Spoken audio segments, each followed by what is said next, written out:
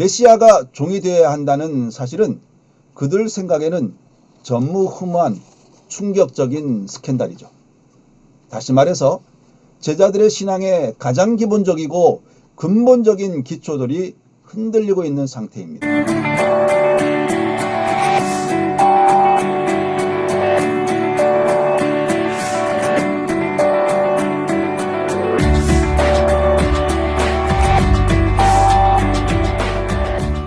여러분 안녕하세요. 반갑습니다. 한수성 목사입니다. 한 주간 잘 지내셨어요? 저도 여러분 덕분에 행복하게 감사하게 한 주간 잘 보냈습니다. 오늘이 요한복음 18번째 시간이네요. 오늘은 요한복음 13장 1절에서 20절까지 본문을 가지고 메시아가 종이 된다고? 라는 제목으로 함께 은혜를 나눠보려고 합니다. 요한복음 13장의 오늘 본문은 제자들의 발을 씻기시는 일에 관한 이야기입니다. 예수님께서 예루살렘 입성을 하였을 때에 새로운 정치적인 공동체, 즉 하나님께서 친히 다스리시는 그런 정치적인 공동체를 만드시기 위해서 오셨는데요. 섬김과 사랑의 공동체를 예수님께서 미리 예견해 주시기 위해서 제자들의 발을 씻기시는 그런 사건을 묘사해 주고 있습니다. 그것은 예수님께서 도덕적으로 겸손하고 겸허해서 상대방을 사랑한다는 그런 의미도 있겠지만, 여기에서는 예수 그리스도께서 구약에서 말씀하시는 고난받는 여호와의 종으로서 자기의 사역을 분명하게 보여주는 하나의 표징이라고 할 수가 있겠습니다. 예수님을 고난받는 종의 표현, 그 내용은 이사야 42장 1절부터 나옵니다. 내가 붙드는 나의 종, 내 마음에 기뻐하는 자, 곧 내가 택한 사람을 보라.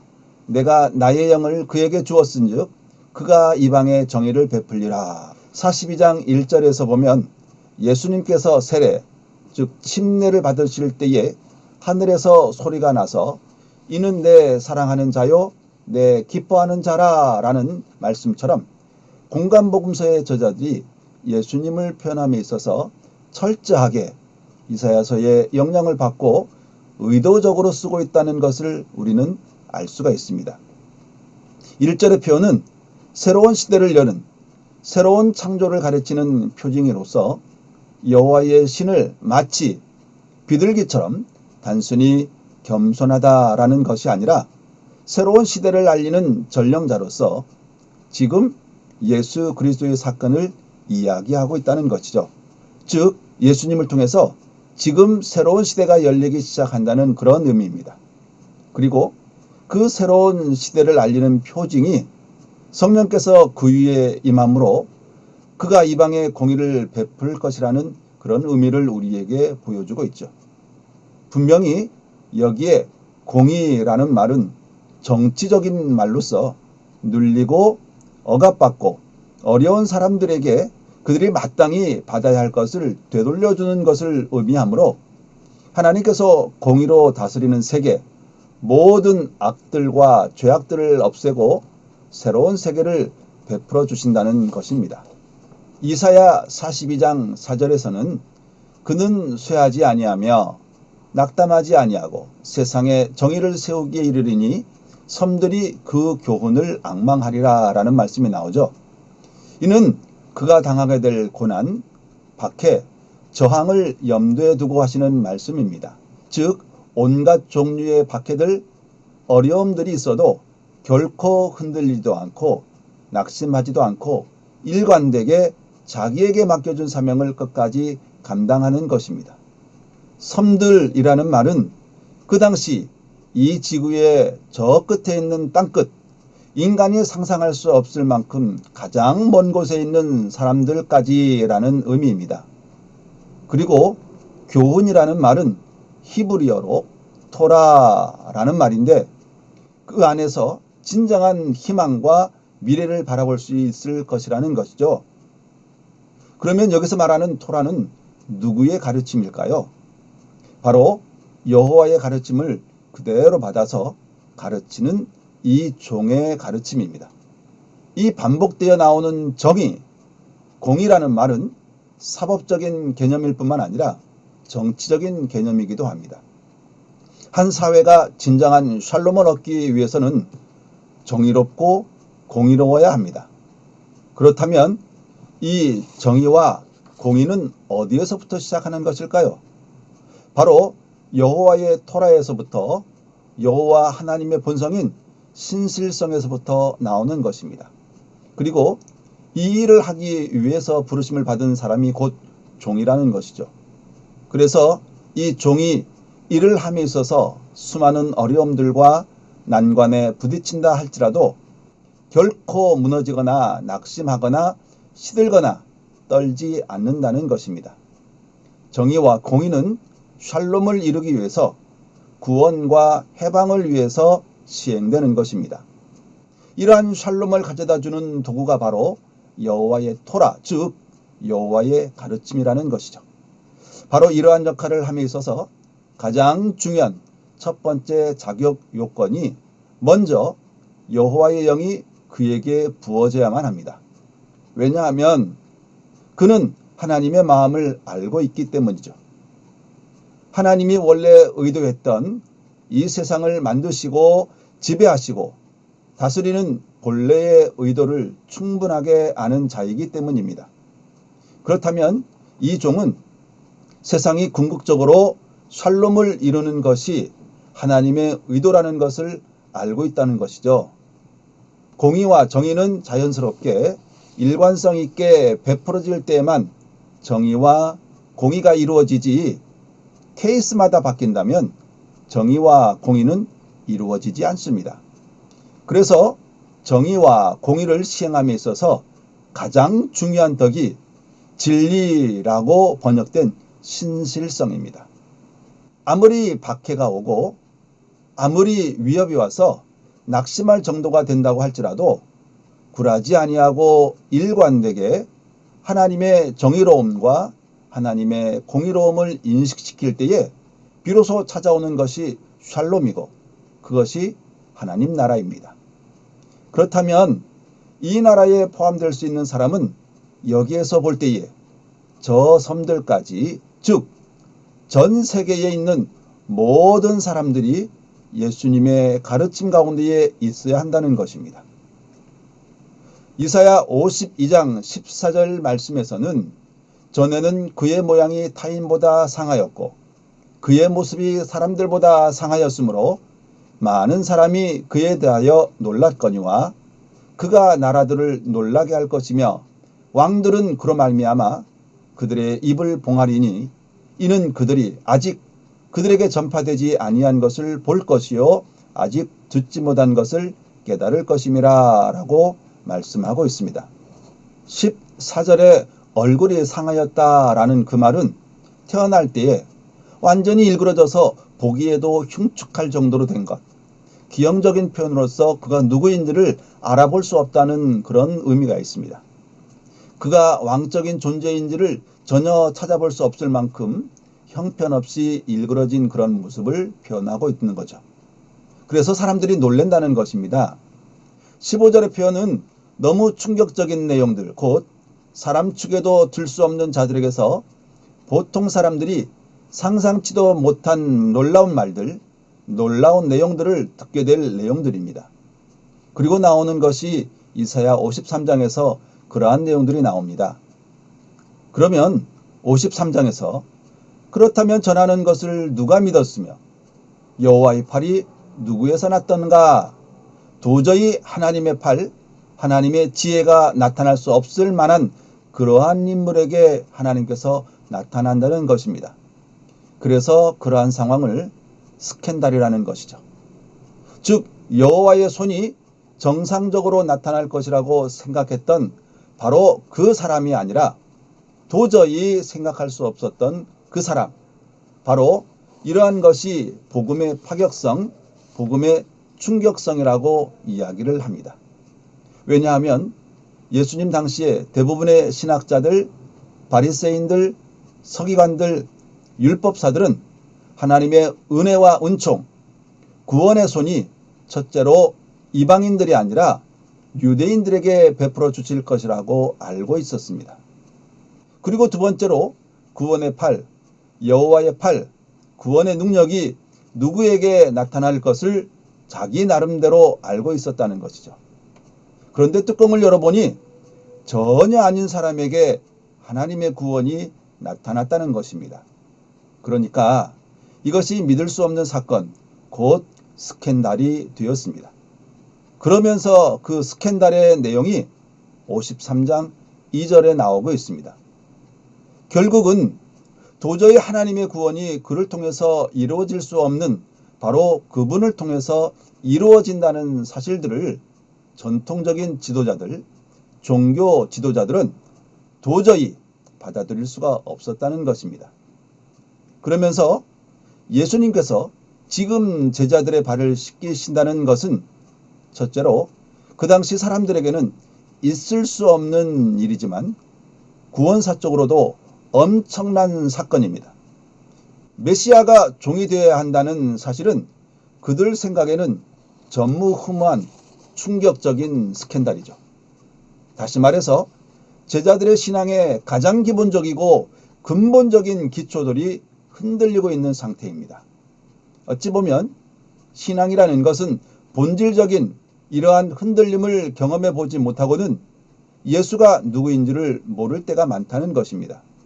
왜냐하면 우리의 신앙의 대부분의 관습, 인습, 전통, 이미 프로그램화된 그런 상태에서 우리의 신앙을 계속 돌려가고 있기 때문이라는 것이죠. 이것이 충격적인 내용 중에 하나입니다. 그래서 베드로를 대표로 해서 베드로가 예수님의 발 닦는 일을 거절한 이유가 바로 거기에 있었습니다. 왜냐하면 그가 알고 있는 신학에 의하면 이럴 수가 없었기 때문입니다. 발을 닦는다는 의미는 이러한 의미에서 고난당하시고 죽으신 그분이 후에 살아계신 하나님의 아들이요 그리스도 메시아라는 것을 보여주기 위해서입니다. 따라서 고난당하는 종으로서 자기의 고난을 통하여서 십자가를 통해서 만들어진 것이 새로운 공동체입니다. 예수 그리스도가 고난을 당함으로써 제자들에게 새로운 구원을 가져다주고 그들에게 씻김을 가져다주고 죄의 용서함을 가져다주기 때문에 예수 그리스도와 연합하지 않고서는 그리스도와 관계가 없다는 것입니다. 그러면 교회 공동체라는 것은 본질적으로 예수 그리스도를 떠나서는 상관이 없다는 것을 우리에게 말해주고 있습니다. 요한복음 13장 8절에 보면 내가 너를 씻어주지 아니하면 내가 나와 상관이 없느니라 이렇게 말씀하고 있죠. 그러므로 고난당하는 예수 그리스도야말로 새로운 공동체인 기초가 되시고 새로운 공동체를 창시하는 분이십니다. 그리고 그러한 집단 세계에 토라가 주어져야 합니다. 그래서 토라를 주신 것이 바로 새 계명이죠. 그러니까 여기에서 보면 예수님의 제2의 모세론으로 표현하고 있습니다. 첫 번째 모세가 이스라엘 공동체, 구원받는 공동체에게 십계명으로 대표되는 토라를 주심으로 그들에게 삶의 원리, 삶의 방식을 제시한 것처럼 새로운 공동체를 창시하는 예수 그리스도, 다시 말해서 자기의 고난을 통하여서 새로운 공동체를 만드신 예수 그리스도께서 이 공동체를 위한 삶의 규범, 삶의 방식으로 그분의 토라, 즉 새 계명을 주신 것입니다. 예수님께서 새로운 언약 공동체의 새로운 시대가 도래하였고 그리고 이 새로운 시대를 결정짓는 특징이 있다고 한다면 토라에 의해서 사는 것이고 토라의 핵심이 있다고 한다면 바로 사랑이라고 합니다. 근본적으로 사랑이라는 개념은 구약에서부터 나왔는데요. 사랑이라는 단어, 히브리어로 아하브라는 단어는 많은 경우에 신실함 혹은 인애라고 표현하는 헤세드라는 단어와 함께 사용될 때가 많이 있습니다. 예레미야서 2장 2절의 말씀을 보시겠습니다. 내 청년 때의 인애와 내 신혼 때의 사랑을 기억하노니. 이 히브리 시는 두 개가 평행을 이루는데 여기에서는 하나님께서 예루살렘 사람들에게 비유로 말씀하실 때에 하나님이 남편이 된다고 한다면 이스라엘이나 유대 사람들은 여자, 즉 신부가 된다는 것입니다. 그러면 여기에서 표현하고 있는 청년은 소녀 혹은 처녀라고 표현하는 것이 더 적절할 것입니다. 즉, 내 처녀 때의 인애와 내 신혼 때의 사랑을 기억한다라는 말이죠. 인애라는 말과 사랑은 서로 평행을 이루고 있습니다. 즉, 연애할 때에 잘못하면 배신하기 쉬울 때에 배신하지 아니하고 신실하게라는 의미가 있습니다. 즉, 내 처녀 때에 아무리 누가 유혹을 하더라도 곁눈질하지 아니하고 일편단심 신실하게 나를 쫓았다라는 그런 의미로서 하나님께서 그런 말로 표현하신 것입니다. 내가 처녀 때에 다른 사람들이 유혹을 해도 변함이 없이 나만 좋아해서 사랑을 속삭였던 때를 헤세드라고 하고, 결혼을 해서도 사랑을 했다는 그런 의미가 있습니다. 그렇다면 사랑과 인애라는 단어에 흐르는 것이 무엇일까요? 유혹과 박해와 좋지 못한 환경 가운데에서도 마음을 바꾸지 않고 일편단심 절개를 지키면서 그를 따랐다는 의미입니다. 이것과 함께 예레미야서 31장 3절에 보면 옛적에 여호와께서 나에게 나타나사 내가 영원한 사랑으로 너를 사랑하기에 인자함으로 너를 이끌었다 하였노라 라고 말씀하고 있습니다. 여기에 옛적에라는 말은 광야 시절을 이야기하고 있는 것입니다. 예레미야는 지금 유다가 몰락 직전에 있을 때에 너무나도 못된 짓을 하고 타락하고 영적으로 가늠한 이 사회를 보면서 탄식하며 광야 시절 아무도 없었을 때에 단둘이 좋아서 재미있게 살았을 때를 떠올리고 있습니다. 여기에 사랑, 아하브와 인자, 헤세드라는 단어가 나옵니다. 예레미야 2장에서 신실함의 주체는 바로 여자입니다. 그러나 31장에서 신실함의 주체는 하나님입니다. 즉 예레미야 2장에서는 이스라엘이 하나님을 향해서, 31장에서는 하나님이 이스라엘을 향해서 사랑하고 있는 것입니다. 그렇다면 여기에서 표현하고 있는 것은 무엇일까요? 사랑이라는 것이 어디를 배경으로 이야기하고 있는 것일까요? 바로 광야, 사막이라는 것을 배경으로만 이해할 수 있는 단어가 사랑, 아하브와 인자, 헤세드입니다. 언제 우리가 사랑과 인자를 알 수가 있을까요? 어려움 가운데 있을 때에, 박해 가운데 있을 때에, 광야를 지날 때에 진정한 사랑을 알 수가 있습니다. 그러므로 예수님께서 지금 발을 씻기신 후에 새 계명을 주셨습니다. 그렇다면 예수님께서 발을 씻기셨다는 것이 구원사적으로 예수님께서 새로운 공동체에게 자기의 죽으심을 통해서, 자기의 고난을 통해서 새로운 공동체를 만들어 놓으시고, 그리고 그 안에 들어와서 사는 사람들에게 제2의 모세로서 새로운 토라를 주시면서 사랑을 강조하셨는데요. 그 사랑의 의미는 바로 광야 시절을 전제로 하고 있다는 것입니다. 예수님은 다른 사람의 발을 닦는 사람들의 공동체를 창조하십니다. 우리가 서로에게 정말로 봉사할 때에만 세상은 우리가 예수의 제자인 줄을 알게 될 것입니다. 그리스도인들이 진정한 사랑의 공동체로서 살지 않을 때 교회는 이 세상에서 효과적인 증거자가 될 수가 없습니다. 왜냐하면 세상은 자기를 붙들어줄 그 무엇인가를 찾고 있기 때문입니다. 세상은 사랑이라는 무약을, 비밀스런 약효를 찾고 있습니다. 예수님이 바로 그 비밀입니다. 그분은 우리가 그 비밀을 온 세상에 나타내 주기를 기대하고 있습니다. 오늘은 여기까지 하겠습니다. 고맙습니다.